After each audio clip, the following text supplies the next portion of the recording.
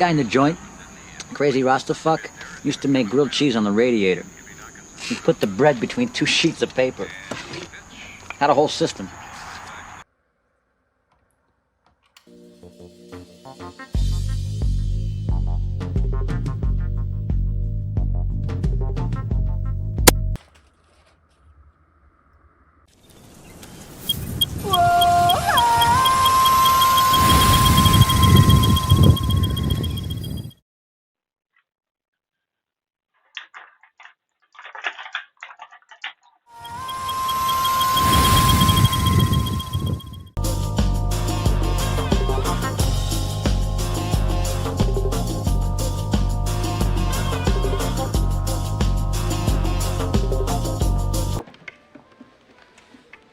Like the pimp says to his hoes, keep 'em coming.